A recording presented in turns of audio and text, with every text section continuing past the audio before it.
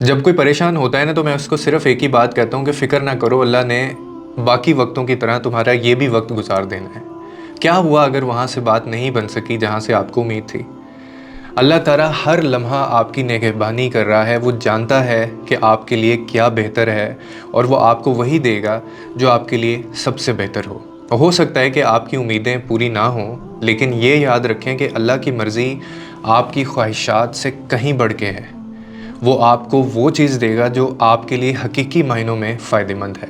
ख्वाह आप इसे फ़ौरन समझें या ना समझें, अल्लाह पर यकीन रखें, क्योंकि उसके पास आपके लिए जो मंसूबे हैं वो आपके अपने मंसूबों से बहुत बेहतरीन हैं। इस चीज़ को समझना है आपने। अल्लाह ताला की हिकमत इतनी बड़ी है कि वो आपकी ज़िंदगी के हर पहलू को जानता है और वो आपके लिए ऐसे मंसूबे बनाता है जो आपकी सोच से भी बालातर होते हैं। हो सकता है कि आपको लगे कि आपका रास्ता बंद हो गया है, लेकिन दर हकीकत अल्लाह आपको एक नए और बेहतर रास्ते की तरफ ले जा रहा होता है। इसीलिए अल्लाह पर भरोसा रखें, क्योंकि वो आपके लिए वही करता है जो आपके लिए सबसे अच्छा हो। उसने जो आपको अता करने के लिए मुकर्रर कर रखा है वो उससे बहुत खूबसूरत है जो आपने खोया है।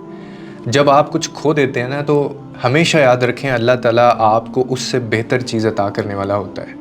हो सकता है कि आपको फ़ौरन इस चीज़ का एहसास ना हो, लेकिन वक्त गुज़रने के साथ आप देखेंगे कि अल्लाह ने आपके लिए जो कुछ तैयार कर रखा था वो आपके तसव्वुर से भी ज़्यादा और ख़ूबसूरत था। अल्लाह की दी हुई हर चीज़ में ख़ास हिकमत होती है और वो आपको हमेशा बेहतरीन देता है। बेशक सुकून सिर्फ़ अल्लाह की रज़ा में है, इसके अलावा दुनिया के किसी कोने में सुकून नहीं है।